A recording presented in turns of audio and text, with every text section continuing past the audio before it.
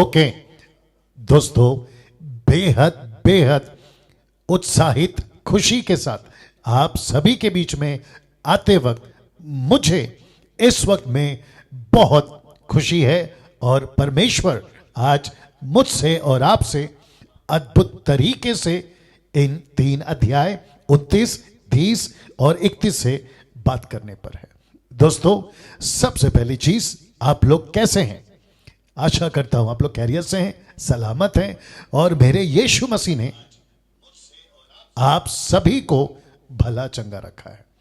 चलिए दोस्तों, जल्दी से कुछ चीजें कर लेते हैं।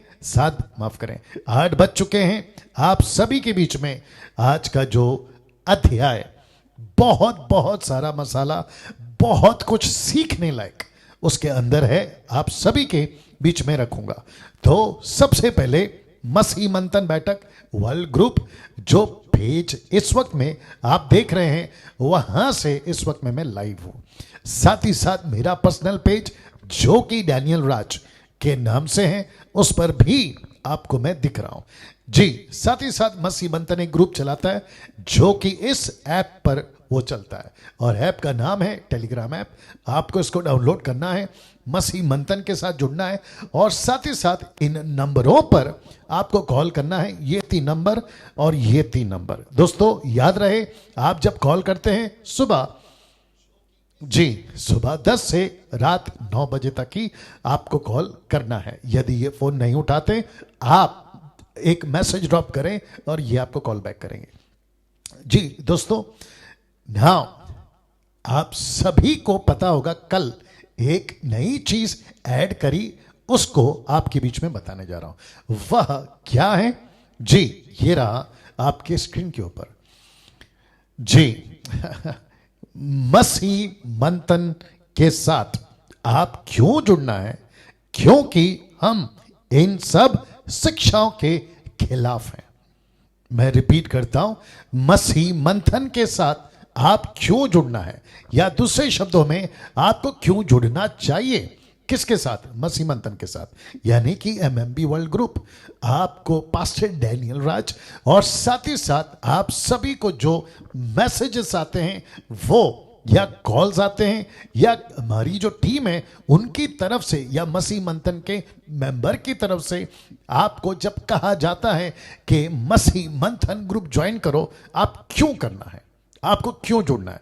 इसलिए क्योंकि बहुत सारी गलत शिक्षाएं जिसके खिलाफ या जिसके विरोध हम हैं। मसीह मंथन है 2100 मेंबर जो फिलहाल अभी तक जुड़े, वो सभी हैं और वो क्या क्या हैं, वो शिक्षाएं आपके बीच में जल्दी से रखूंगा। तो सबसे पहला है जनरेशनल कर्स। रिपीट करता हूं, जनरेशनल कर्स, जिसको कहते हैं पीढ़ियों का श्राप। ऐसी किसी टीचिंग, ऐसे किसी सिद्धांत को हम नहीं मानते। क्यों? क्योंकि 2 कुरिन्थियों उसका 5वां अध्याय वचन 17 कहता है, पौलुस कहता है कि जो मसीह में है वह नई सृष्टि है और पुरानी बातें बीत गई, देखो हम सब नए हो गए। तो जब हम मसीह में आशीष के हकदार हैं, ये मैं मानता हूं, यीशु के वारिसदार हैं, ये मानता हूं। लेकिन अगर कोई कहता है कि पूर्वजों का श्राप मसीह में होने के बावजूद भी रहता है, ऐसे किसी टीचिंग या सिद्धांत को या शिक्षा को हम नहीं मानते। दूसरी चीज, पिताजी को डायबिटीज है तो बेटे को होगी, पिताजी को हार्ट अटैक आता है तो बेटे को आएगी, पिताजी या घर के लोगों को किडनी का प्रॉब्लम है तो बच्चों को आएगा। ऐसा किसी प्रकार का श्राप, कर्स नहीं मानते। कब? जब हम मसीह में हैं तब। अगर हम मसीह में नहीं है, आप किसका भी श्राप आपके जीवन में, वो बात अलग है। दूसरी चीज, टाइट्स यानी कि दशमांश।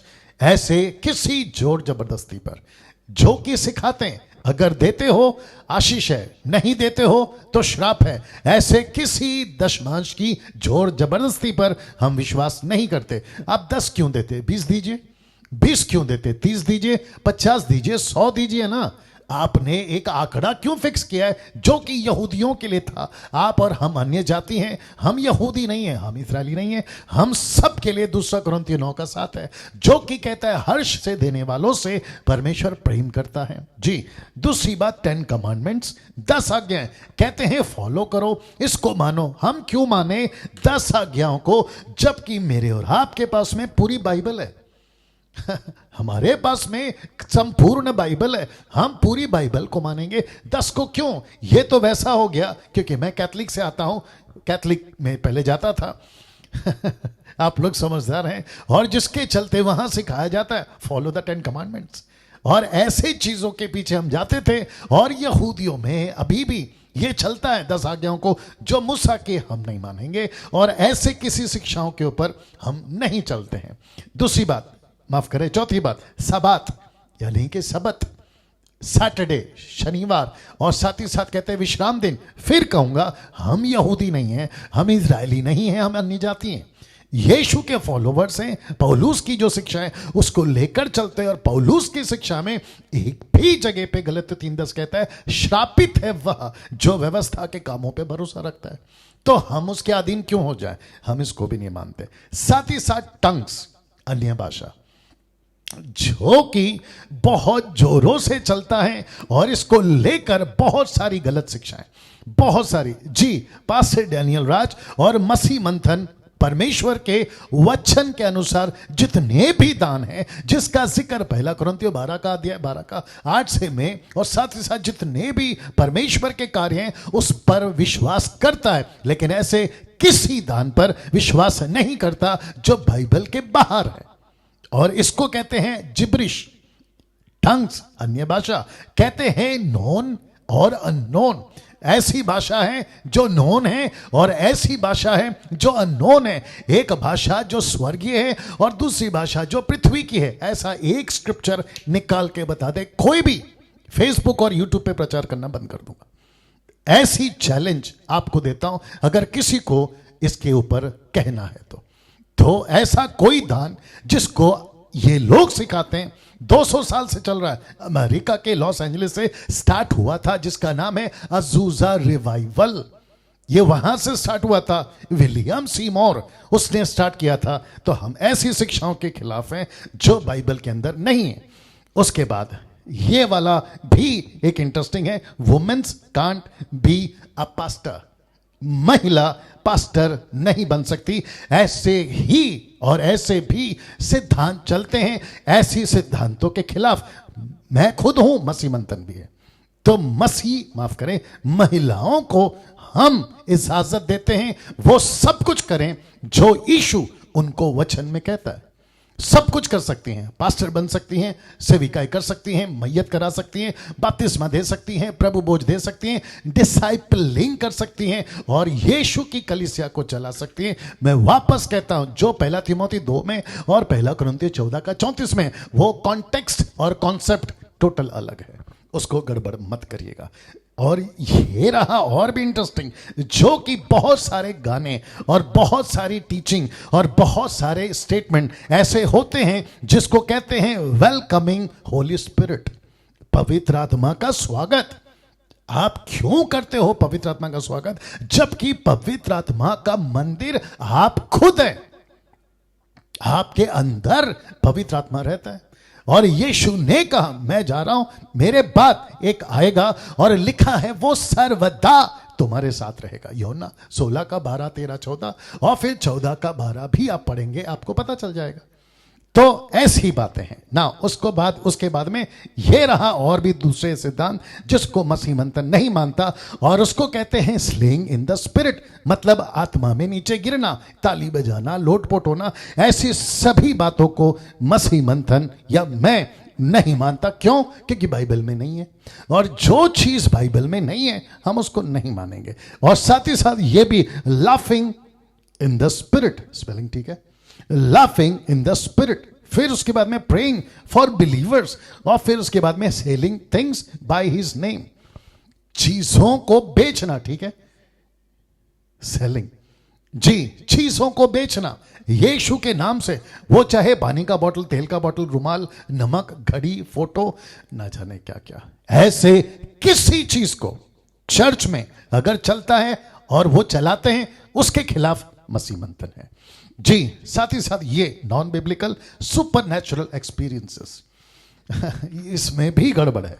कुछ लोग कहते हैं, क्या हो रहा है, ओके कुछ लोग कहते हैं हम वर्शिप करते हैं और 2-2 घंटा बेहोश हो जाते हैं और हम स्वर्ग जाकर आते हैं, और हमने 2 घंटा यीशु को देखा, स्वर्ग को देखा, स्वर्गदूत को देखा। वाह रे भैया, और फिर उसके बाद में आपका जीवन कैसा है वो भी पता चलता है।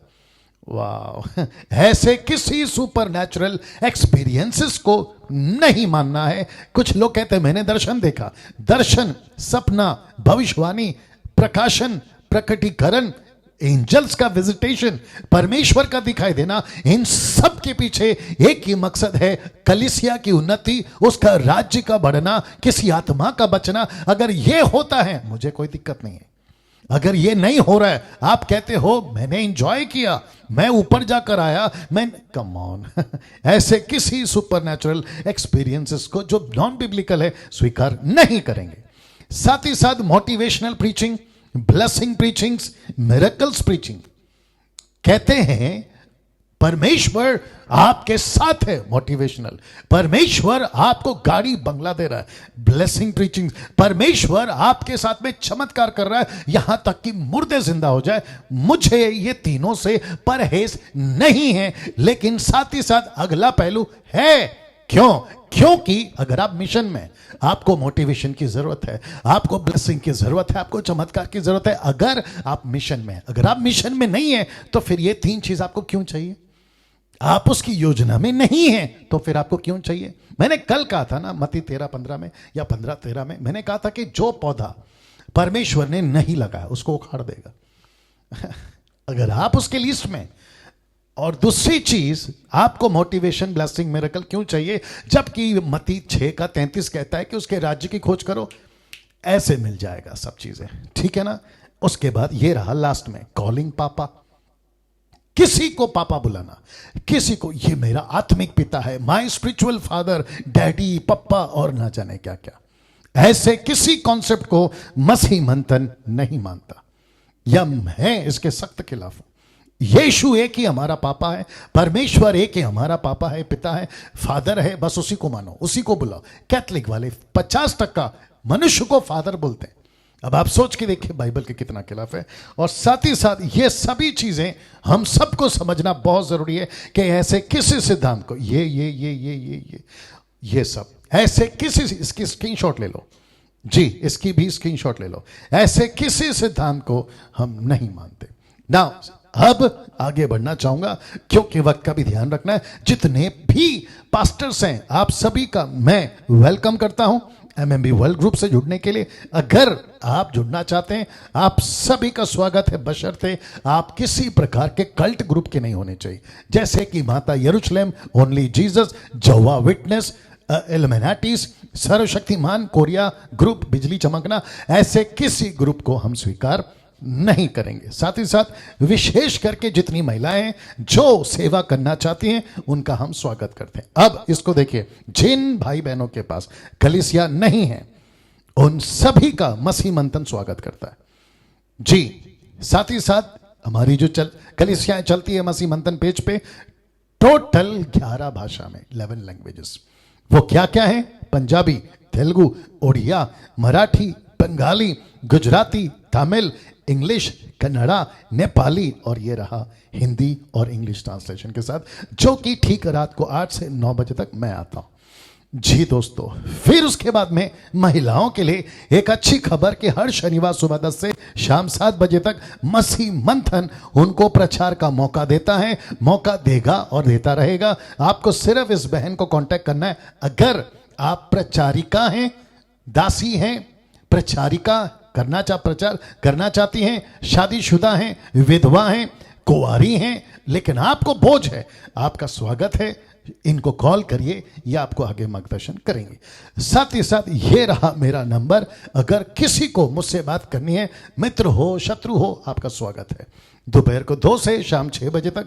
मैं कुछ दिनों तक फोन नहीं उठा रहा हूं और आगे कुछ दिनों तक नहीं उठाऊंगा, और जिसके चलते आपको समझना होगा कि अगर मैं फोन नहीं उठाता हूं तो एक दिन अगर आपके प्रश्नों का उत्तर नहीं मिलता है तो कोई बहुत बड़ा पहाड़ नहीं टूटेगा आपके ऊपर, या किसी प्रकार की जमीन निकलकर आपको निगल जाएगी, ऐसा कुछ नहीं होगा। और ना ही आपको अगर जवाब नहीं मिला तो आप नरक चले जाओगे, ऐसा कुछ नहीं। आज मुझे किसी ने मैसेज किया और कहते हैं कि आप नंबर क्यों देते हो अगर फोन नहीं उठाना चाहते, तो मैं उसको भी और ऐसों को भी कहना चाहता हूं कि भैया देखो अभी बुरा लगेगा लेकिन फिर भी बोल देता हूं, आप लोगों ने मुझे खरीद लिया है। आपका अगर फोन नहीं उठाता हूं तो उसकी कोई वजह होगी ना, उसकी कोई वजह होगी। बेमतलब का नंबर देकर अगर मैं फोन नहीं उठाता हूं तो उसके पीछे कोई वजह होगी। 1 हफ्ता वेट कर लो या 2 दिन वेट कर लो, क्या दिक्कत है?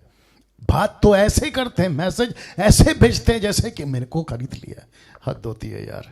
ओके, साथ ही साथ एक नंबर विनंती है, प्रार्थना निवेदन नहीं देना बल्कि खुद प्रार्थना करना है। बाइबल से प्रश्न पूछिए, अपनी समस्या नहीं बताना ना। दोस्तों इसको देखिए, ये वाला स्लाइड, मेरी एक चैनल है जिसका नाम है डैनियल राज। इसको सब्सक्राइब करिए, आइकन बेल दबाइए और साथ ही साथ दूसरों को रिकमेंड या कन्विंस करिए कि इस चैनल को सब्सक्राइब करो। क्यों? क्योंकि यहां से सही शिक्षा, साउंड डॉक्ट्रिन, अच्छी बातें, वचन की बातें आपको सिखाई जाती हैं। इसके लिए बोल रहा हूं। ये रहा आखिरी, लास्ट जी। थोड़ा जल्दी जा रहा हूं क्योंकि बहुत सारी बातें करनी है। ऐसा लिखा है आपका दशमांश। ऐसे लोग जो हमसे जुड़े हैं, ऐसे दासी पास्टर्स जो हमसे जुड़े हैं मसीह मंथन से, और आप पूछना चाहते हैं या जानना चाहते हैं पैसे का, दान का, दशमांश का क्या करें, आप सभी के लिए बताना चाहता हूं कि फिलहाल आप अपने पास रखें, आप अपने पास रखें।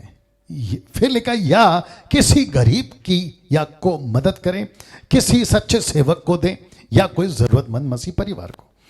ये सब ऐसा मैं इसलिए कह रहा हूं क्योंकि दोस्तों आप सभी को पता है कि पैसा बहुत जरूरी होता है सेविकाई के लिए, मसीह के कार्य के लिए। जब तक मसीह मंथन पूरी तरह से आपको ऑफिशियली ट्रांसपेरेंसी के साथ आपको जब तक नहीं बता देता, मैं चाहता हूं कि आप जो है पैसा आपके पास में रखें और उसको लेकर जो है आप जैसी इंफॉर्मेशन आती है आपके पास में आप उसको तब दे सकते हैं। जी, इस वक्त में आज का जो स्लाइड है उसके ऊपर आ जाता हूं। एक सेकंड और जी, तब तक आप लोग सेट हो जाइए।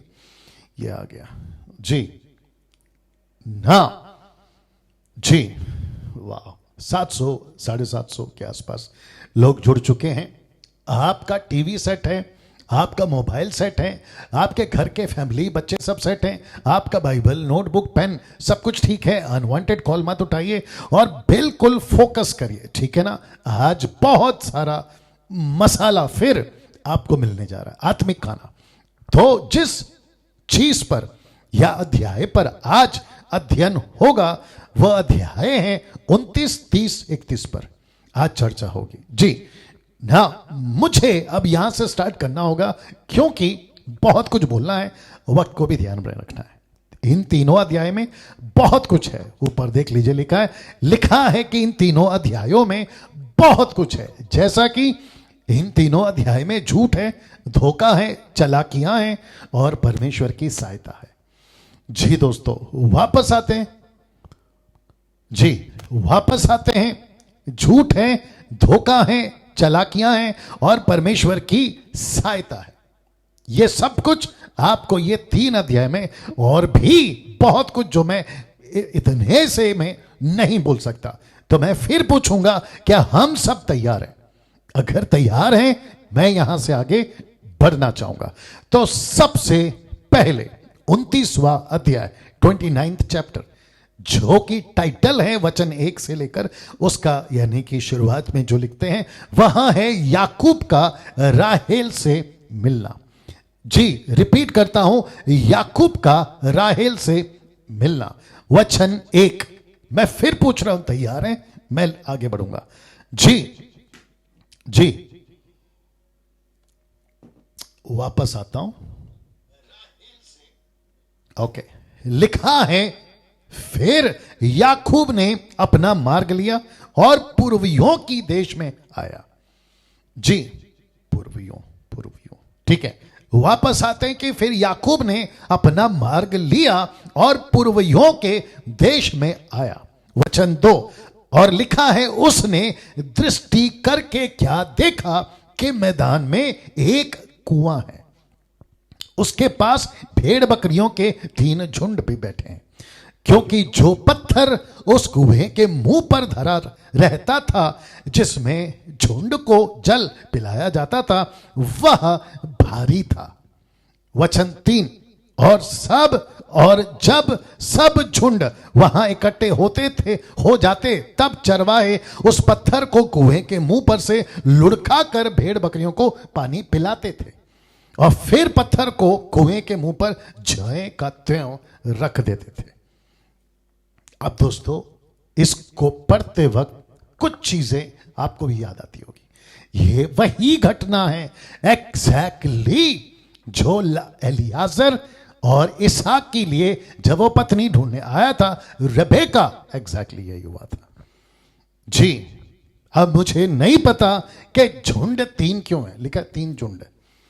अब आप सभी को पता है कि 3 अपने आप में बाइबल के मुताबिक उसका एक अलग मतलब है, लेकिन इसके साथ क्या कनेक्शन है वो नहीं लिखा है। तो जब नहीं लिखा है या उसका कोई क्रॉस कनेक्शन या रेफरेंसेस नहीं है, मैं जबरदस्ती किसी प्रकार का कोई लॉजिक लगाकर उसके साथ फिट नहीं करना चाहता।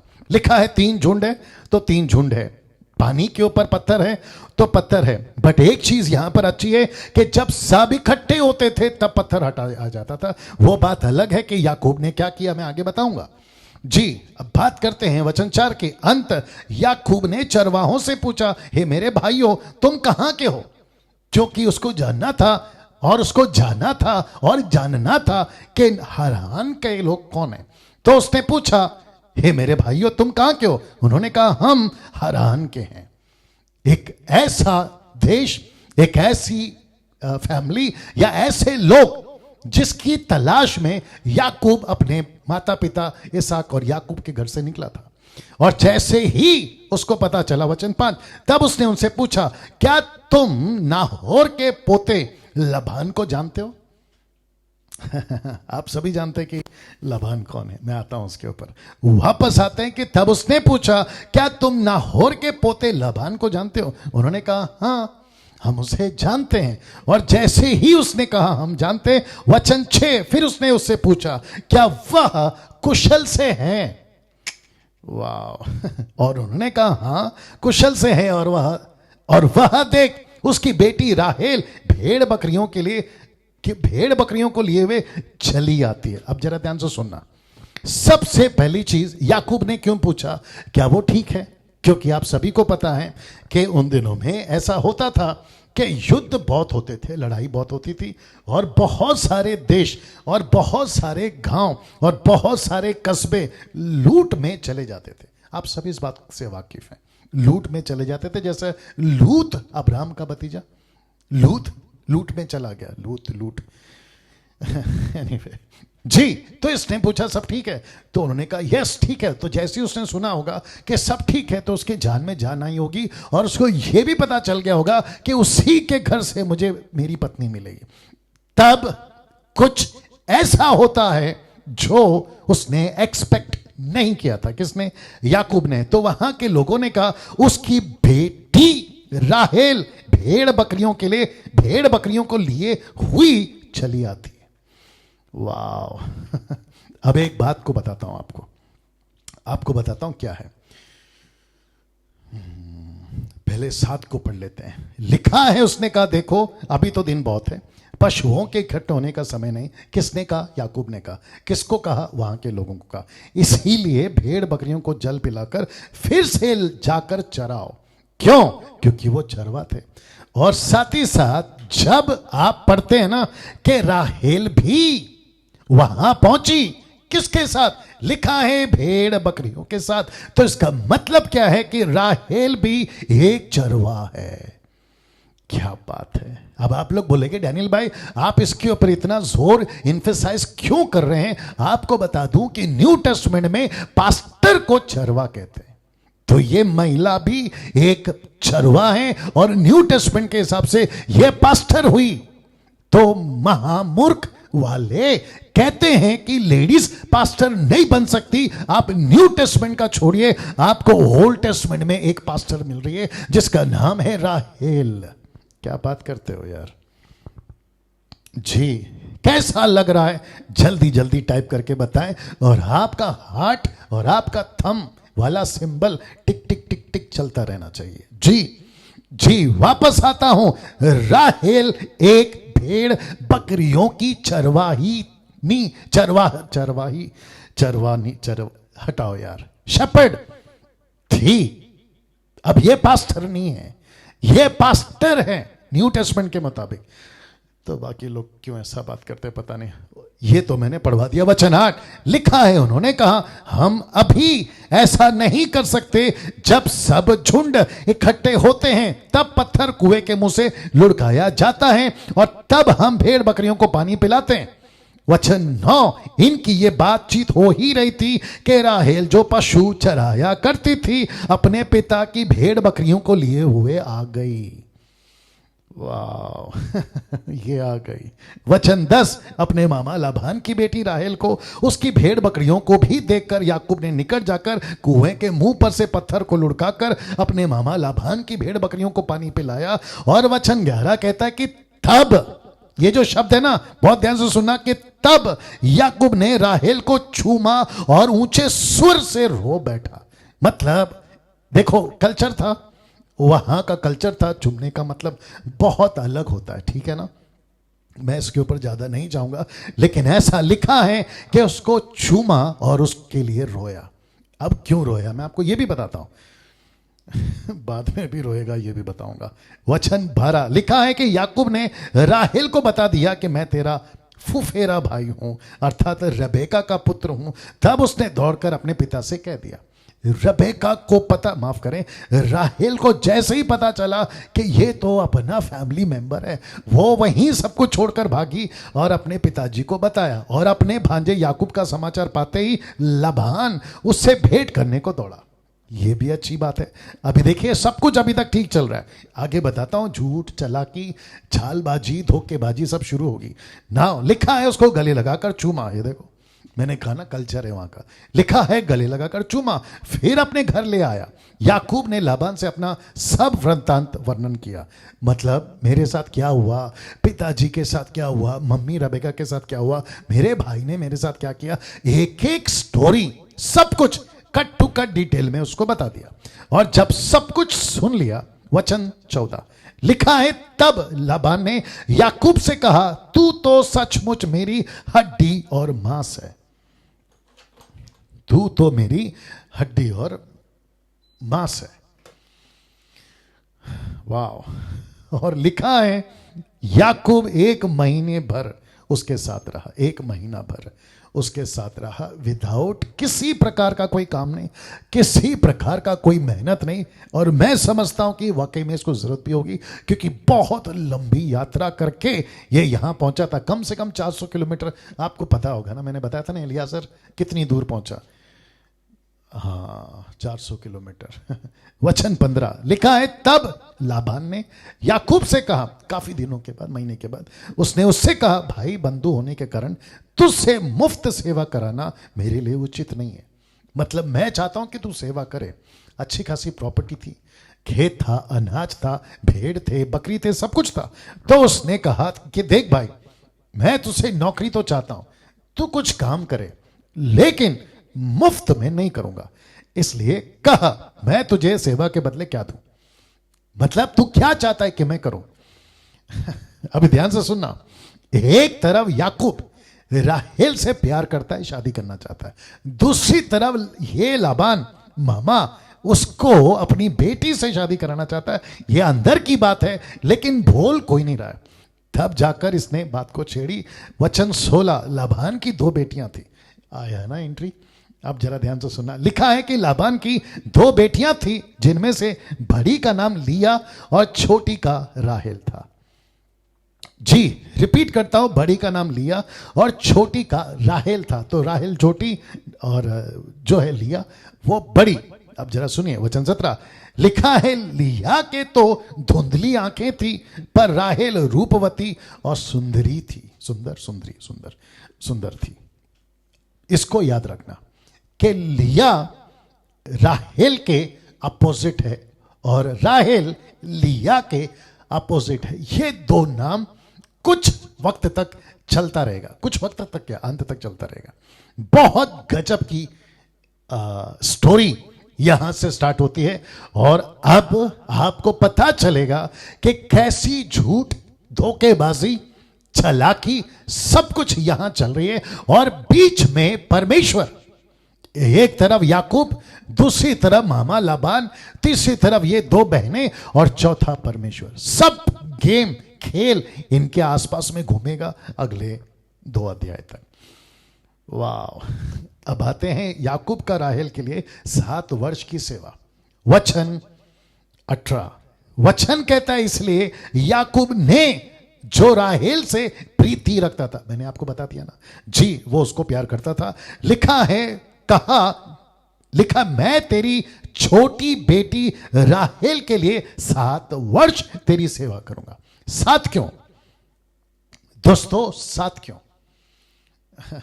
जो बाइबल के लोग हैं या बाइबल के स्कॉलर्स हैं, बाइबल टीचर्स हैं, आप भी, हम सभी जानते हैं कि शब्द 7 एक आत्मिक पवित्र शब्द है। परमेश्वर की 7 आत्मा, परमेश्वर की 7 कलीसिया, ऐसा 7 तुरी, 7 कटोरे, 7 मोर, आपको 7 7 7 7 ऐसा मिलेगा। और यहां तक कि 7वां दिन, और साथ ही साथ 7 शब्द एक मिशन को भी दर्शाता है, एक कार्य को दर्शाता है, एक बहुत बड़े योजना को दर्शाता है, जो उत्पत्ति के पहले अध्याय से ही आपको और मुझे दिखता है। तो यहां लिखा है 7। तो 7 वर्ष एक ऐसी लड़की जिसको वो प्यार करता है, उसके लिए उसने कहा कि मैं 7 साल काम करूंगा। आइए देखते क्या हुआ। वचन 19 लिखा है, लाबान ने कहा उसे पराए पुरुष को देने से तुझको देना उत्तम है, इसलिए मेरे पास रह। तो यहां पे एक प्रकार का एग्रीमेंट साइन हो गया, या एक प्रकार का वाचा यहां पे तय हो गया। और याद रखो, इस शर्त को याकूब और लाबान दोनों ने एक्सेप्ट किया। किसके लिए? राहेल के लिए, नॉट लिया, राहेल के लिए। लेकिन लिया बीच में अभी घुसेगी। कैसे? मैं आपको बताता हूं, और इसका बाप घुसाएगा। मैं आपको बताता हूं कैसे। लिखा है 20, अंत याकूब ने राहेल के लिए 7 वर्ष सेवा की, और वे उसको राहेल के प्रीति के कारण थोड़े ही दिनों के बराबर जान पड़ा। मतलब 7 साल ऐसे निकल गए। 1 सेकंड दीजिए दोस्तों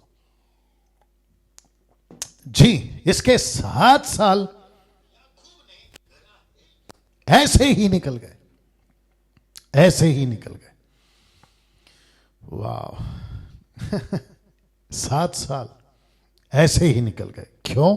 क्योंकि वो उससे प्रेम करता था ना। लिखा है छल से राहेल की जगह लिया को दिया जाना।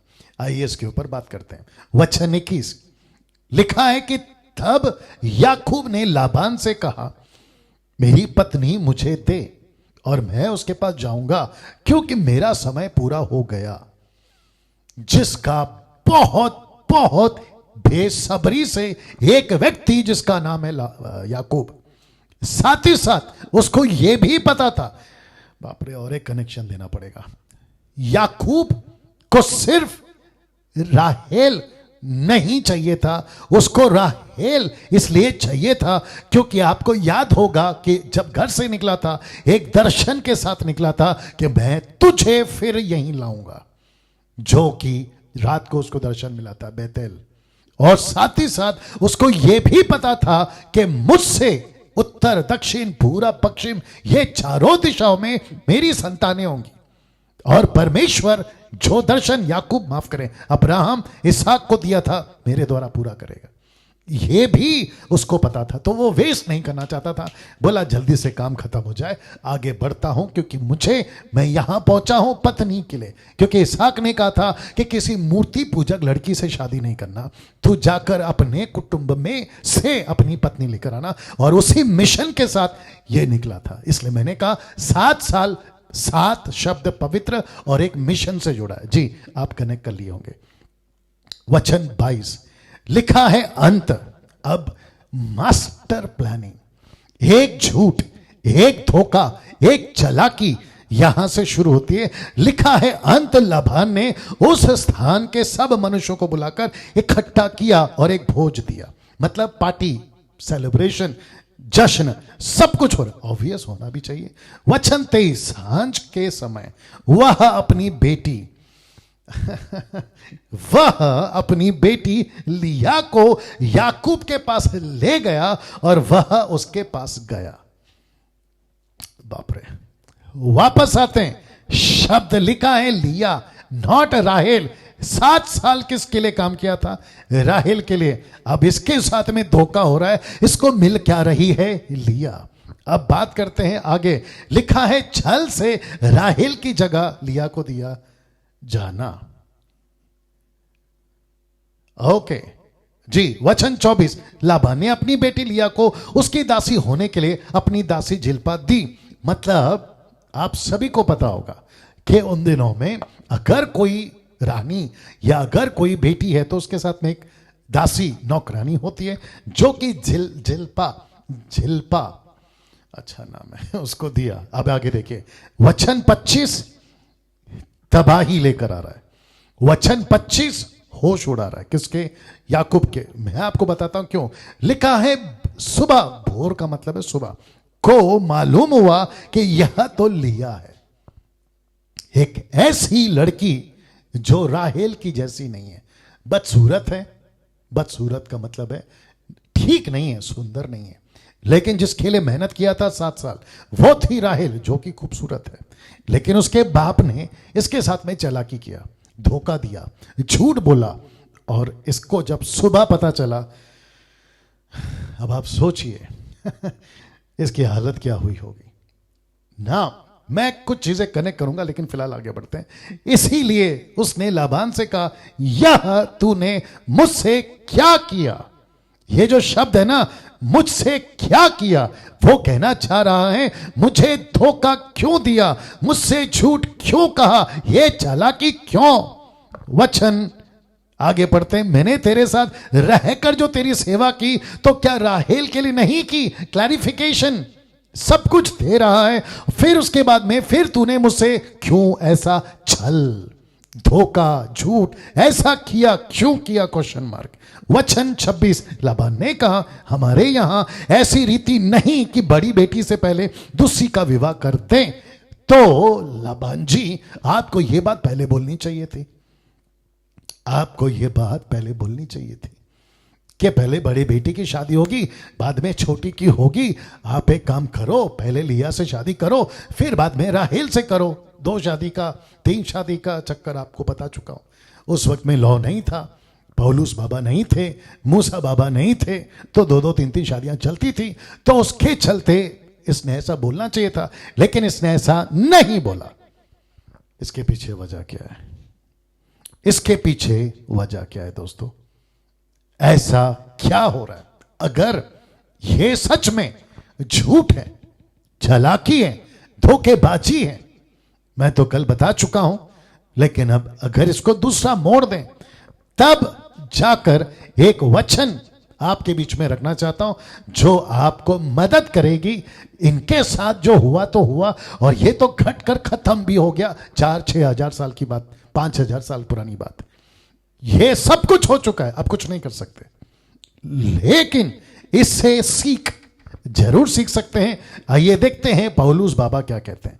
वो कहता है गलतियों 6:7 में लिखा है, धोखा ना खाओ। मैं रिपीट करता हूं, लिखा है धोखा ना खाओ। परमेश्वर परमेश्वर ठट्टों में नहीं उड़ाया जाता, मजाक में नहीं उड़ाया जाता। क्यों? क्योंकि मनुष्य जो कुछ बोता है वही काटेगा। वापस आते हैं, लिखा है मनुष्य जो कुछ बोता है वही काटेगा। इसका मतलब क्या है? बड़े ध्यान से सुनना। याकूब छोटे से बड़ा बन रहा था। कहां? इसहाक के घर पे, अपने बड़े भाई एसाव के पास। जबकि याकूब छोटा था, बनना चाह रहा था बड़ा, और यहां उसको चाहिए थी।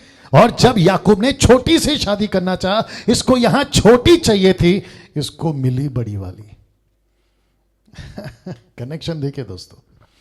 वापस आता हूं, मैं फिर कहता हूं, लिखा है जैसा, किधर गया जी, क्योंकि मनुष्य जो कुछ बोता है वही काटेगा। यह प्रकृति का नियम है, यह नेचर का स्वभाव है। चीकू बोओगे चीकू आएगा, आम बोओगे आम आएगा। आप जिस प्रकार का बीज बोगे वही आएगा। आपको शायद पता होगा कि मूसा के टाइम पे फिरौन के राजा ने ये जो है ना इजरायली हिब्री, उनके बच्चों को बचपन में मरवा दिया, 2 साल के बच्चे को। वैसे ही उसने काटा। जब परमेश्वर ने इजरायलियों को मिस्र से बाहर निकाला, उनके बच्चों को मरवा डाला। तो जैसा बोया वैसा काटा। और वचन कहता है कि जो तलवार से मारेगा वो तलवार से मरेगा। वाह!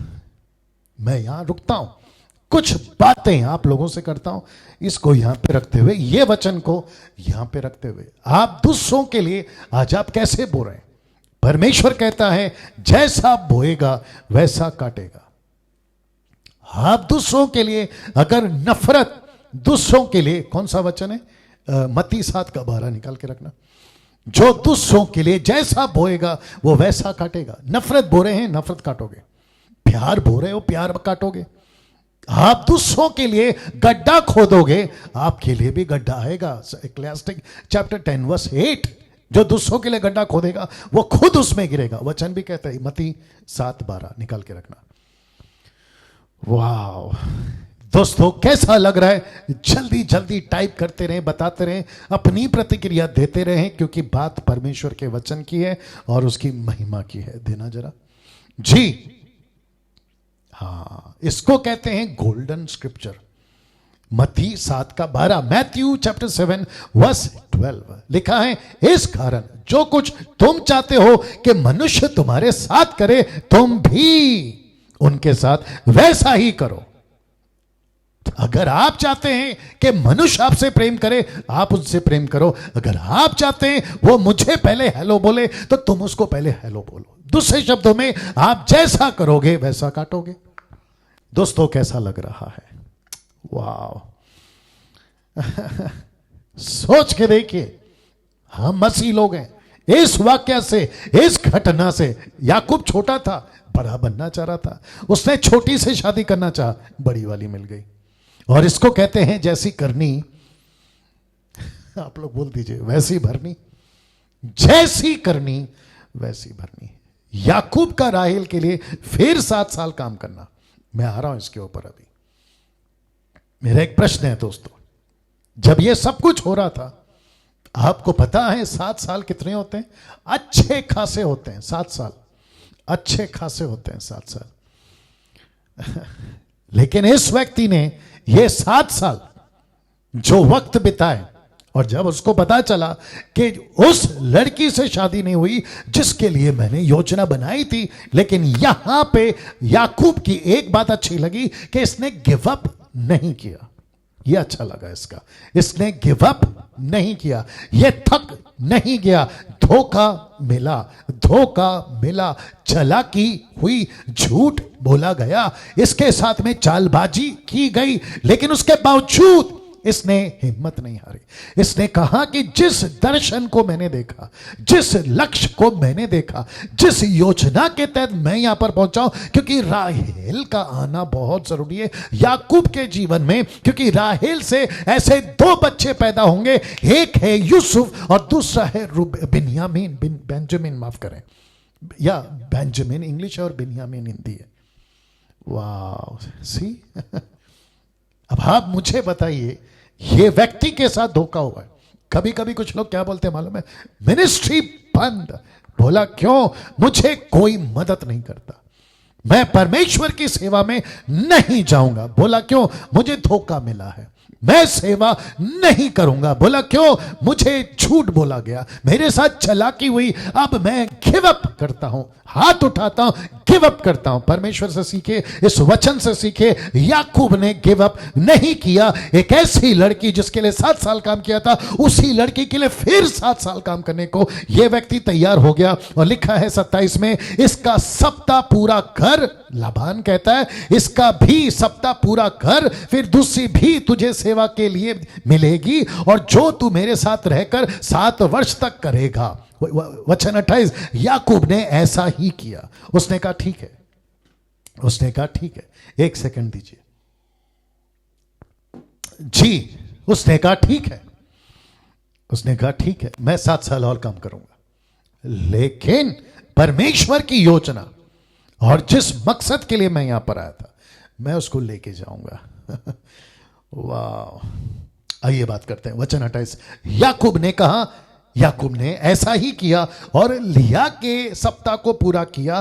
तब लाबान ने उसे अपनी बेटी राहेल भी दी कि वह उसकी पत्नी हो। तो पहला राहेल के लिए सप्ताह पूरा किया, अब लिया के लिए सप्ताह पूरा किया, और उसके चलते अब इसकी शादी राहेल से होती है कि वह उसकी पत्नी हो। वचन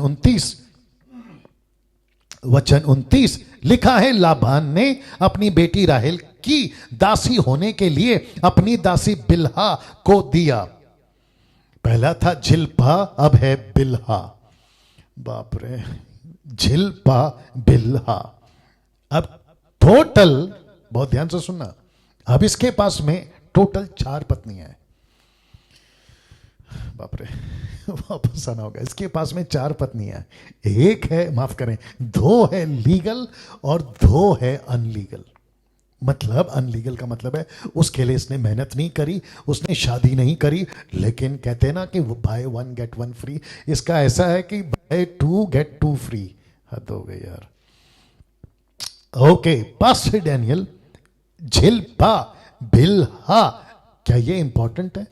जी, बहुत इंपॉर्टेंट है। मैं आपको कनेक्ट करूंगा आगे, लेकिन फिलहाल आगे बढ़ते हैं।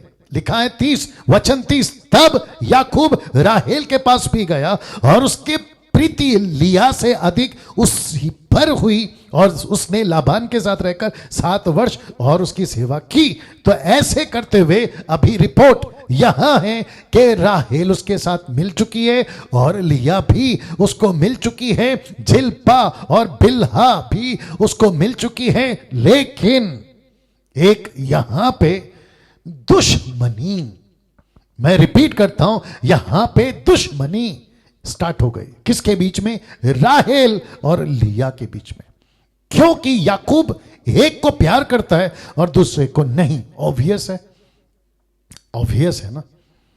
और ये तो जबरदस्ती डाली गई। लेकिन मैं आपको अभी से बता दूं कि लिया की जिंदगी बहुत ज्यादा इंपॉर्टेंट, महत्व, मान्यता है इस बाइबल में, और साथ ही साथ 12 गोत्र में। आइए बताते कैसे। लिखा है याकूब की संतानें, जल्दी देखते हैं। वचन 31 लिखा है, जब यहोवा ने देखा कि लिया अप्रिय हुई, तब उसने उसकी कोख खोली, पर राहेल भांज रही। अब जरा ध्यान देना, किसने किसकी कोख खोली? लिखा है यहोवा ने लिया की कोख खोली, लेकिन राहेल भांज रही। ऐसा क्यों? ऐसा क्यों? आप सभी को जानना बहुत जरूरी है। ऐसा क्यों? मुझे इस वक्त बेहद बेहद खुशी है, उत्साहित हूं कि इन चीजों का प्रकाशन आपके बीच में रख रहा हूं 21वीं सदी की कलीसियाओं के लिए। अगर यीशु के आने में देरी होती है और 22वीं पीढ़ी तक अगर मसीहत जाती है, तो इन सब की वीडियो तब या उन दिनों में बहुत ज्यादा काम आएगी। मैं रखने जा रहा हूं कि यहोवा ने देखा कि लिया अप्रिय हुई, तब उसने उसकी खोली। खुद परमेश्वर ने लिया की को खोली, राहेल की नहीं। और लिखा है राहेल बांझ रही, बच्चा नहीं हुआ उसको। आइए बताते क्यों। वचन 32 लिखा है अंत, लिया गर्भवती हुई, उसके एक पुत्र उत्पन्न हुआ, उसने यह कहकर उसका नाम रूबेन, ये सबसे पहला बेटा जिसका नाम है रूबेन रखा। और कहती है यहोवा ने मेरे दुख पर दृष्टि की, अब मेरा पति मुझसे प्रीति रखेगा। मैं आपको पहले ही बता चुका हूं, यहां झूठ चल रहा है, धोखा चल रहा है, चालबाजी चल रही है, और अब तो दो बहनों के बीच में दुश्मनी चल रही है। और क्या कोइंसिडेंस, क्या सिमिलैरिटी, और साथ ही साथ में कितना मिलता जुलता कि वहां याकूब और ईसाऊ का नहीं जम रहा, यहां राहेल और लिया का नहीं जम रहा। हद हो गई यार। See that. ओके नाउ दोस्तों, वचन 33 लिखा है फिर वह गर्भवती, वापस वह गर्भवती हुई। कौन? लिया। उसके पुत्र उत्पन्न हुआ, तब उसने यह सुनकर कि मैं अप्रिय हूं, यहोवा ने मुझे यह भी पुत्र दिया, इसलिए उसने उसका नाम शिमोन रखा। उसको पता था कि मैं अप्रिय हूं, लेकिन ऊपर बैठा परमेश्वर की नजर लिया पर थी। मैं आपको बताऊंगा क्यों, लेकिन आगे पढ़ते हैं। फिर वह गर्भवती, लिखा है फिर वापस वह गर्भवती हुई, उसके पुत्र उत्पन्न हुआ। उसने कहा अब की बार तो मेरा पति मुझसे मिल जाएगा, क्योंकि उससे मेरे 3 पुत्र उत्पन्न हुए, इसलिए उसने उसका नाम लेवी रखा। और आप सभी जानते कि लेवी क्या चीज थी। एक ऐसा कौम, एक ऐसा ग्रुप जहां परमेश्वर ने लेवियों से, याजकों से अपनी मंदिर की सेविकाएं कराई, और इन सब की मां बनी एक ऐसी औरत जिसको कोई प्यार नहीं करता था। वाह, मैं आपको बताऊंगा क्यों। वचन 35 फिर वह गर्भवती, यह चौथी बार है वो गर्भवती हो रही है, उसके एक पुत्र उत्पन्न हुआ। उसने कहा अब की बार तो मैं यहोवा का धन्यवाद करूंगी, इसीलिए उसने उसका नाम यहूदा रखा। अब आप लोग सोच रहे होंगे कि पास्टर डैनियल आपने यहूदा को ब्लैक में स्पॉट क्यों किया है। मैं आपको अभी बताता हूं, उसकी एक वजह है, उसकी एक वजह है उसकी वजह यह है, पहले उसको खत्म करते हैं। उसकी कोख बंद हो गई, उसने टोटल 4 बच्चे पैदा किए, उसके बाद उसकी कोख बंद हो गई। एक है रूबेन, दूसरा है शिमोन, तीसरा है लेवी, चौथा है यहूदा। ऐसे 4 बच्चे ये पैदा करती है, और फिर उसके बाद परमेश्वर ने इसकी कोख बंद कर दी। मतलब इसकी कोख बंद हो गई, मतलब बच्चे नहीं हो रहे। बाद में 2 बच्चे होंगे, लेकिन मैं बाद में बताऊंगा। फिलहाल तो इसकी कोख बंद हो गई।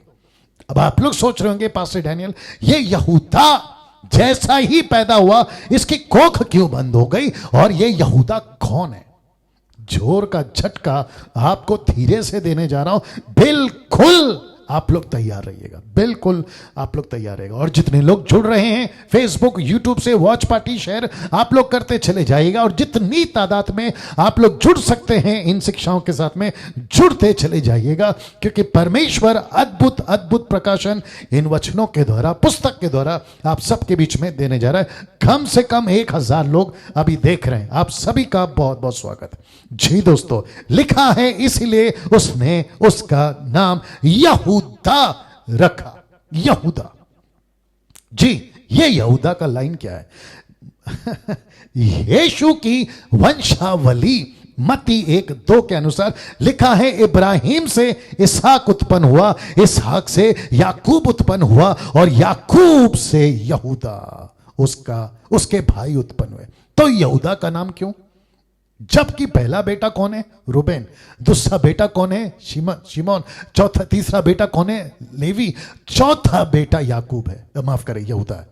ये बच्चा जो चौथे पर था, इनकी पूरी फैमिली में ये नंबर 1 पे क्यों आ गया, और ये यीशु की वंशावली में क्या कर रहा है? आपको बताता हूं, ये वाला एंगल। लूका 3:33, यहां पे भी जियोनोलॉजी और वहां पे भी जियोनोलॉजी, वंशज या वंश। आइए देखते क्या लिखा है। लिखा है वह अमीनादाब का, वह यानी यीशु अरानी का, वह हिस्रोन का, वह फिरीस का, और वह यहूदा का। तो यीशु, अब इसको देख लो, यहां से यीशु, यहां से आया था यीशु। कहां से? यहूदा के कौम से। क्या बात है। और यहूदा की मां कौन है? लिया। लिया ही क्यों, मैं आपको अभी बताऊंगा। लिखा है यहां से यीशु, यानी कि आया यीशु, यहां से आया यीशु। अभी प्रश्न उठता है, लिया से ही क्यों? लिया से ही क्यों? लिया, लिया या आ, जो भी है, बट देख लीजिएगा आप लोग, ठीक है ना। वापस आते हैं, लिया से ही क्यों? राहेल से क्यों नहीं? मेरा यह प्रश्न है, लिया से ही क्यों, राहेल से क्यों नहीं? लिया तुच्छ जानी गई थी, इसीलिए उसके द्वारा एक ऐसा बच्चा, एक ऐसा राजा, एक ऐसा कौम निकला जिसको पूरी दुनिया ने कहा था यह तुच्छ है। बाप रे, इसका कनेक्शन देने जा रहा हूं दोस्तों। मैं वापस कहता हूं, कनेक्ट रहिए, मैं कुछ सेकंड रख रहा हूं जी। वापस कहता हूं, लिया से ही क्यों, राहेल से क्यों नहीं, मैं कनेक्ट करूंगा। लेकिन लिया की बात करते हैं, लिया से क्यों, राहेल से क्यों नहीं, लिया से क्यों?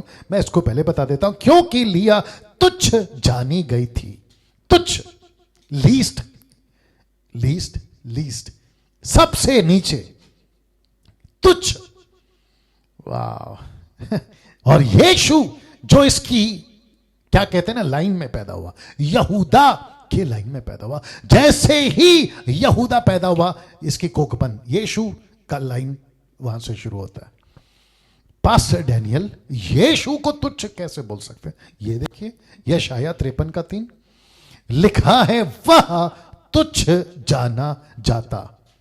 मैं एक एक वचन रखूंगा, वापस कहता हूं, the book of Isaiah chapter 53 and verse 3 लिखा है, वह तुच्छ जाना जाता। अब इसको देखे, मनुष्यों का त्यागा हुआ लिया, राहेल माफ करे, लिया याकूब की त्यागी हुई पसंद नहीं करता था। मनुष्य का त्यागा हुआ, वह दुखी पुरुष था, उसकी सूरत अच्छी नहीं थी लिया की। अब इसको देखो, रोग से उसकी जान पहचान थी, उसकी आंख धुंधली थी लिया की। अब इसको देखो, लोग उससे मुख फेर लेते थे, याकूब को वो पसंद नहीं थी, राहेल उसको पसंद थी। वह तुच्छ जाना गया और हमने उसका मूल्य नहीं जाना। तो वहां पे भी याकूब ने लिया का मूल्य नहीं जाना, लेकिन परमेश्वर ने उसका मूल्य जाना और एक ऐसा बच्चा पैदा कराया जिसका नाम है यहूदा। और यहूदा से यीशु पैदा हुआ, और जिसके चलते मैंने लिखा है कि लिया के 4 महत्वपूर्ण बच्चे, रूबेन, शिमोन, लेवी, यहूदा। और यहूदा से पैदा होते हैं राजाओं की लाइन। पहला राजा है दाऊद, और दाऊद से आता है यीशु। इसलिए तो लिखा मरकुस 10:46 में कि ये दाऊद की संतान, ये वही यीशु है। क्या बात है, वाह। मैं कुछ सेकंड रख रहा हूं इसको जी। आपको कैसा लग रहा है, टाइप करके बताते जाएं। अद्भुत। मैंने इसलिए कहा था कि आज बहुत मसाला है जी। वापस आते हैं, एक ऐसी लड़की जिसको याकूब ने पसंद नहीं किया, बल्कि परमेश्वर ने उसको पसंद किया। आज भी ऐसी ही परिस्थिति है। यूहन्ना 1:1 निकाल के देना जल्दी से, जॉन 1:1। परिस्थिति यीशु के साथ आज भी वही है। मैंने इसलिए ये वचन डाला था, लिखा है कि वो तुच्छ जाना गया, मनुष्य का त्यागा हुआ, वह दुखी पुरुष, रोग से उसकी जान पहचान थी, लोग उससे पसंद नहीं करते थे, मुख फेर लेते थे, वह तुच्छ जाना गया और लोगों ने उसकी कीमत नहीं जानी। अब इसको देखिए क्या लिखा है, किधर गया जी, the book of John, the gospel book of John, gospel John chapter 1 verse from 1। मैं कुछ वचन पढ़ूंगा। लिखा है, आदि में वचन था, वचन परमेश्वर के साथ था, वचन परमेश्वर था, यही आदि में परमेश्वर के साथ था। सब कुछ उसी के द्वारा उत्पन्न हुआ, जो कुछ उत्पन्न हुआ उसमें से कोई भी वस्तु उसके बिना उत्पन्न नहीं हुई। वचन 4 वर्स 4, उसमें जीवन था और वो जीवन मनुष्य की ज्योति थी। ज्योति अंधकार में चमकती है, अंधकार ने उसे ग्रहण नहीं किया। एक मनुष्य परमेश्वर की ओर से उपस्थित हुआ जिसका नाम यूहन्ना था। वह गवाही देता आया कि ज्योति की गवाही देता कि सब उसके द्वारा विश्वास लाए। वह वचन 8 वर्स 8 लिखा है, वह ज्योति ना था। कौन? यूहन्ना। ज्योति ना था परंतु उस ज्योति की गवाही देने के लिए आया था। सच्ची ज्योति जो हर एक मनुष्य को प्रकाशित करती है, जगत में आने वाली थी। वचन 10, वह जगत में था, जगत उसके द्वारा उत्पन्न हुआ और जगत ने उसे नहीं पहचाना। वाह! ऐसा लिखा है कि जगत ने उसको नहीं पहचाना। याकूब ने लिया को नहीं पहचाना, लेकिन परमेश्वर ने उसको पहचाना और उसकी कोख से एक ऐसा बच्चा, एक ऐसे राजा, एक ऐसा मुक्तिदाता, एक ऐसा मसीहा जो पूरे मानव जाति को पाप से आजाद कर सकता था और कर गया और कर रहा है। वाह! सीरियस दोस्तों, मैं फिर कहता हूं, अद्भुत अद्भुत बातें परमेश्वर दे रहे। ना, प्रकाशित वाक्य 7 का 5 आपके बीच में रखने 5, प्रकाशित वाक्य 7 का 5, 6, 7, 8 ये सब वचन। ना, यहां पे क्या है मैं आपको सबसे पहले बता देता हूं। यहां पे जो मोहर लगी थी ना स्वर्गदूतों ने गोत्रों पर, याकूब के 12 गोत्रों पर, तो देखो सबसे पहले नाम किसका है? यहूदा के गोत्र। जबकि पहला बेटा कौन है? रूबेन। फिर उसके बाद में शिमोन, उसके बाद में लेवी या जो भी है, अब माफ करें, उसके बाद में यहूदा। अब आप सोचिए, रूबेन, शिमोन, लेवी, यहूदा। लेकिन जब मोहर दी गई, जब सील किया गया, जब परमेश्वर का नाम दिया गया, तो सबसे पहला रिकॉर्ड होता है यहूदा का। क्या बात है! यहूदा का सबसे पहला नाम आता है। यह कोइंसिडेंस है? जी नहीं, यह परमेश्वर की अद्भुत अद्भुत योजना के साथ है कि यीशु की कौम को ऊपर रखा, यीशु की लाइन को ऊपर रखा। इसलिए ब्रैकेट में लिखा हूं, यहूदा के गोत्र में से 12,000 पर मोहर दी गई। लेकिन यहूदा किसका बेटा था? लिया का। रूबेन किसका बेटा था? लिया का। गाद किसका बेटा था? जिल्पा का। आप सभी जानते हैं जिल्पा कौन है? राहेल की दासी। आशेर के गोत्र में से 12,000 ये जिल्पा राहेल की दासी। नप्ताली बिल्हा लिया की दासी। और मनशे के पुत्र उत्पन्न हुए, उसका मैं आपको दे देता हूं। शेमोन के गोत्र में से 12,000 लिया।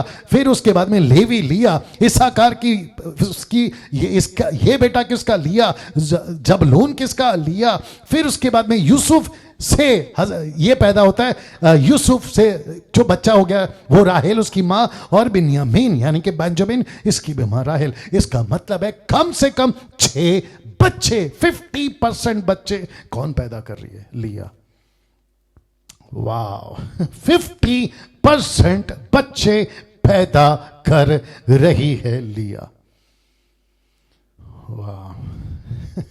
दोस्तों, माफी चाहता हूं, एक चैप्टर में ही 9 बज गए, और जिसके चलते मुझे ऐसा लगता है, एक काम करते हैं, इसको फिनिश करते हैं, 30वां चैप्टर फिनिश करते हैं। राहेल का बच्चे के लिए तड़प। ये इंटरेस्टिंग है, इसलिए मैं फिर खत्म कर रहा हूं। राहेल का नाउ, ये कॉन्सेप्ट आपको समझ में आ गया? जी, जिसको तिरस्कार या नकारा था उसको परमेश्वर ने ऊंचा उठाया। यीशु को भी परमेश्वर ने ऊंचा उठाया। समझदार हो, बात को समझ जाइए। राहेल का बच्चे के लिए तड़प। जब राहेल ने देखा कि याकूब के लिए मुझसे कोई संतान नहीं होता, और ऑब्वियस है 6 बच्चे पैदा कर रही है, दासियां बच्चे पैदा कर रही हैं, उसकी बड़ी बहन बच्चे पैदा कर रही है, और ऐसी परिस्थिति में जब राहेल को पता चला मैं फेवरेट हूं, मैं सुंदर हूं, मैं सब कुछ हूं, लेकिन बच्चे मुझसे नहीं हो रहे, उसको तो तकलीफ होना ही था। और लिखा है कि जब राहेल ने देखा कि याकूब के लिए मुझसे कोई संतान नहीं होता, तब ऐसी शब्द बोल बैठी जो शायद ही कभी उसके मुंह से निकलना उसने खुद भी नहीं सोचा होगा। उसने कहा, तब वह अपनी बहन से डाह करने लगी। ऑब्वियस है, जलन तो होगी। और याकूब से कहा, मुझे भी संतान दे, नहीं तो मैं मर जाऊंगी। ऐसा शब्द उसके मुंह से कभी निकलेगा उसने नहीं सोचा होगा। जी, अब इसका कनेक्शन देता हूं आपको, इसका कनेक्शन देता हूं आपको आज के युग के लिए, आत्मिक तौर पे इसका कनेक्शन देता हूं, बहुत जल्दी से देता हूं। लिखा है मुझे भी संतान दे, नहीं तो मैं मर जाऊंगी। ऐसा शब्द इसके मुंह से निकलता है। आइए कनेक्शन देखते हैं। लिखा है राहेल सुंदर है पर बच्चे नहीं है। देखो वापस कहता हूं, जी बहुत सुंदर है, बहुत सुंदर है, बहुत सुंदर है, लेकिन क्या नहीं है? बच्चे नहीं है। अब ठीक उसके अपोजिट में लिया सुंदर नहीं है पर बच्चे हैं। जी वापस आता हूं, राहेल सुंदर है पर बच्चे नहीं है, लिया सुंदर नहीं है पर बच्चे हैं। राहेल को उसका पति प्यार कर रहा है, जी, लेकिन बच्चे नहीं है। लिया को पति प्यार नहीं कर रहा है लेकिन बच्चे हैं। इसका कनेक्शन है आज कैसे? लीजिए, कलीसिया इन दोनों जगह को देना होगा। एक ऐसी कलीसिया जो राहेल की तरह सुंदर है पर आत्मिक बच्चे नहीं है। वाह वापस बोलता हूं, कलीसिया, ऐसी कलीसिया जो राहेल की तरह है, सुंदर है, सब पसंद करते हैं। क्या हाईटेक साउंड सिस्टम, क्या ऑडिटोरियम, क्या एसी है, अरे बाप रे क्या बिल्डिंग है, बड़ा बड़ा चर्च है, लेकिन क्या नहीं पैदा कर रही? आत्मिक बच्चे पैदा नहीं कर रही। ठीक उसके अपोजिट में साधारण कलीसिया है पर आत्मिक बच्चे पैदा करती जा रही है। आज यही तो चल रहा है, आज यही तो चल रहा है, जिसको कहते हैं नाम बड़े और दर्शन छोटे। इसको कहते हैं दिखता बहुत कुछ है लेकिन है कुछ नहीं। ऐसी किसी बिल्डिंग, ऐसे किसी हाईटेक साउंड सिस्टम, ऐसे किसी मेगा, जिसको कहते हैं ना मेरे पास में बहुत बड़ा क्वायर का सेटअप है, अरे क्या म्यूजिक है, अरे क्या सेटअप है, अरे हम तो ऐसे ऐसे गाते हैं, हम तो बहुत फेमस हैं। लेकिन ऊपर से परमेश्वर पूछता है, बेटा सुंदर भी है और सब पसंद भी करते हैं, इंटरनेशनल भी है, लेकिन बच्चे कहां हैं? बच्चे कहां हैं? ऐसी कलीसिया ना सुंदर है, ना क्या कहते हैं हाईटेक साउंड सिस्टम है, ना किसी प्रकार का कोई बड़ा ऐसा नाम है, लेकिन शहर शहर गांव गांव में बच्चे पैदा कर रही है। बाप रे दोस्तों, कैसा लग रहा है जरा सोचिए। लेकिन राहेल की, जी एक अच्छी बात लगी मुझे, क्या है पता है? लिखा है उसकी तड़प, लिखा है उसकी तड़प, लेकिन राहेल तड़पी, मुझे भी संतान दे, नहीं तो मैं मर जाऊंगी। ऐसी तड़प, आत्मिक बच्चों के लिए तड़प होना चाहिए। लिखा है हर पास्टर को, हर विश्वासी भाई बहन को, अगर आत्मिक बच्चे तुम पैदा नहीं कर पा रहे हो तो तुम बांझ हो। मैं रिपीट करता हूं, अगर पास्टर्स, चर्च है आपके पास, छोटा बड़ा अमीर गरीब, जहां कहीं शहर गांव में, अगर आप बच्चे पैदा नहीं कर पा रहे हो, आत्मिक बच्चे, तो तुम बांझ हो। तुम सेवक हो, पास्टर हो, बिशप हो, रेवरेंड हो, डॉक्टर हो, अपोस्तल हो, प्रॉफिट हो और न जाने क्या क्या, अगर आत्मिक बच्चे पैदा नहीं कर रहे हो तो तुम बांझ हो। बांझ किसी मतलब का नहीं है आपका। कुछ लोगों को घमंड है कि मैं इंटरनेशनल प्रीचर हूं। अगर उनके चर्च में जाके देखें 30, 40, 50 के ऊपर कुछ लोग भी नहीं है। कुछ वर्शिपर्स कहते हैं मेरी गाना इतना हिट है, मैं खुद इतना फेमस हूं, मुझे मिलियंस में लोग मेरा गाना देखते हैं। लेकिन उनसे अगर पूछा जाए कि चेले कितने बनाए तो बांझ निकलते हैं। कुछ लोग बाइबल टीचर हैं, कुछ लोग प्रीचर हैं, सोशल मीडिया पे उनकी अच्छी खासी फॉलो है, उनके पास में लाखों सब्सक्राइबर्स हैं, लेकिन अगर उनसे पूछे कि चेले कितने बनाए तो बांझ निकलते हैं। वाह दोस्तों, फिर पूछ रहा हूं कैसा लग रहा है? टाइप करके बताते जाएं, क्या सीख रहे हैं? जी वचन 2, तब याकूब ने राहेल से क्रोधित होकर कहा, क्या मैं परमेश्वर हूं? सही बात है ना, मैं तो परमेश्वर नहीं हूं ना। तेरी कोख तो उसी ने बंद कर रखी है, और क्यों बंद कर रखी है उसकी भी एक वजह है। वचन 3, राहेल ने कहा, अच्छा मेरी दासी बिल्हा, याद आ गया आपको? जी हाजिर है, उसी के पास जा, वह मेरे घुटनों पर जनेगी, उसके द्वारा मेरा भी घर बसेगा। और उसने भी बच्चे पैदा किए। तब उसने अपनी दासी बिल्हा को दिया, वह उसकी पत्नी हो। याकूब उसके पास गया। आपको याद होगा ना कि अब्राहम के टाइम पे मैंने क्या कहा था, लीगल पत्नी सारा, लेकिन उसके अलावा बहुत सारी, ऐसे कनेक्शन जोड़ना होगा जी। वचन 5, बिल्हा गर्भवती हुई, याकूब से उसके एक पुत्र उत्पन्न हुआ। तब राहेल ने कहा, परमेश्वर ने मेरा न्याय चुकाया, मेरी सुनकर मुझे एक पुत्र दिया। इसलिए उसने उसका नाम दान रखा, दान। और आपके नॉलेज के लिए बता दूं कि 12 गोत्र में ये लड़का नहीं है। कहां गया? ये लड़का नहीं है जी, ये लड़का नहीं है, ये लड़का दान नहीं है। 12 गोत्र चेक कर लो, ये 6 और ये 6 नहीं मिलेगा जी, नहीं मिलेगा। इसकी कई वजह है, प्रकाशित वाक्य की स्टडी के टाइम पे मैं बता चुका हूं। कहां गया? हाँ, आ गया। ये लड़का जिसका नाम है दान नहीं है। वचन 7, राहेल की दासी बिल्हा फिर गर्भवती हुई, याकूब से एक पुत्र उत्पन्न हुआ। तब राहेल ने कहा, मैंने अपनी बहन के साथ बड़े बल से लिपटकर मल्ल युद्ध किया है, अब जीत गई। अंत उसने उसका नाम नप्ताली रखा। वचन 9, जब लिया ने देखा कि मैं जन्ने से रहित हो गई हूं, तब उसने अपनी दासी जिल्पा को लेकर याकूब की पत्नी होने के लिए दे दिया। अब आपको पता चल रहा है दुश्मनी किस लेवल पे चल रही है। वचन 10, लिया की दासी जिल्पा के भी याकूब से पुत्र उत्पन्न हुआ। तब लिया ने कहा, आहो भाग्य, मतलब क्या नसीब है मेरा, इसलिए उसने उसका नाम गाद रखा। फिर लिया की दासी जिल्पा के याकूब से एक और पुत्र उत्पन्न हुआ। हद हो गई, लेकिन राहेल को नहीं हो रहा है, परमेश्वर ने रोक के रखा। और मैं आपको बता रहा था ना कि क्यों, बताऊंगा। तब लिया ने कहा, मैं धन्य हूं, निश्चय स्त्रियां मुझे धन्य कहेंगी, इसलिए उसने उसका नाम अशोर रखा।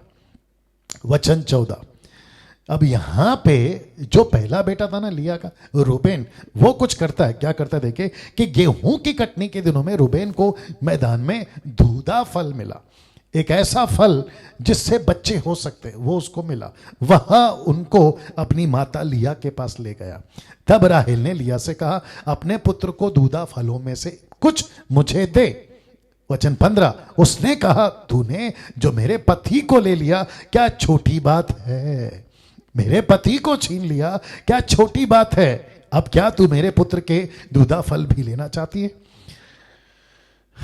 तब जाके राहेल कुछ ऐसा करती है जिसके चलते बात आगे बढ़ी राहेल की। आइए देखते क्या लिखा है। राहेल ने कहा, अच्छा तेरे पुत्र को के दूधा फलों के बदले वह आज रात तेरे संग रहेगा या वक्त बिताएगा।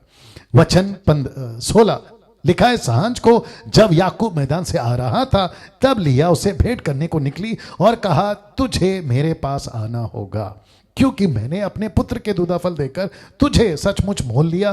तब वह रात को उसी के संग गया या रहा या सोया, जो भी। वचन 17, तब परमेश्वर ने लिया की सुनी, वापस लिया की सुनी, वह गर्भवती हुई। याद रखो, ये 5वां बच्चा होने आ रहा है। याकूब से उसका 5वां पुत्र उत्पन्न हुआ। तब लिया ने कहा, मैंने जो अपने पति को अपनी दासी दी, इसीलिए परमेश्वर ने मुझे मेरी मजदूरी दी, इसलिए उसने उसका नाम इसहाकार रखा। वचन 19 लिखा है, लिया फिर गर्भवती हुई। सब कुछ हो रहा है लेकिन राहेल के साथ कुछ नहीं हो रहा है। फिर लिखा है कि गर्भवती हुई, याकूब से उसका 6वां पुत्र उत्पन्न हुआ। यह आखिरी है, उत्पन्न हुआ। 20, तब लिया ने कहा, परमेश्वर ने मुझे अच्छा धान दिया, अब की बार मेरा पति मेरे संग बना रहेगा, क्योंकि मेरे उसे 6 पुत्र उत्पन्न हो चुके हैं, इसलिए उसने उसका नाम जबलून रखा। जबलून अच्छा नाम है, रखा। 21, तत्पश्चात उसके एक बेटी भी, उसने उसका नाम दीना रखा।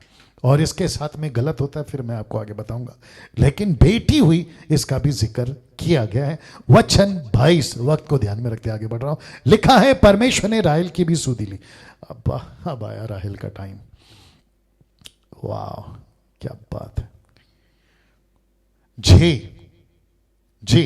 वचन 22 लिखा है, परमेश्वर ने राहेल की भी सुधि ली और उसकी सुनकर उसकी कोख खोली। वचन 23, इसलिए वह गर्भवती हुई और उसके एक पुत्र उत्पन्न हुआ। तब उसने कहा, परमेश्वर ने मेरी नाम धराई को दूर कर दिया है। वचन 24, इसीलिए उसने यह कहकर उसका नाम यूसुफ, इंग्लिश में जोसेफ, हिंदी में यूसुफ रखा। परमेश्वर मुझे एक पुत्र और भी देगा और जिसका नाम होगा बेंजामिन, बेंजामिन। तो यूसुफ की एंट्री हो चुकी है दोस्तों अजीजों। जैसे ही एंट्री होती है याकूब का लाबान के साथ समझौता।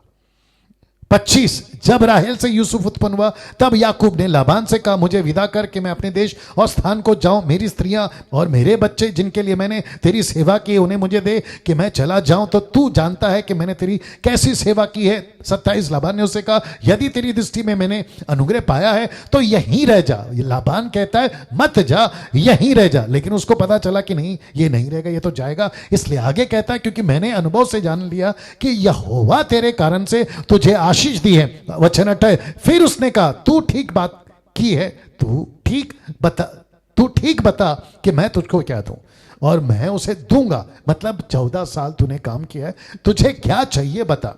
अब जरा सुनिएगा वचन 29, उसने उससे कहा, तू जानता है कि मैंने तेरी कैसी सेवा की और पशु मेरे पास किस प्रकार रहे।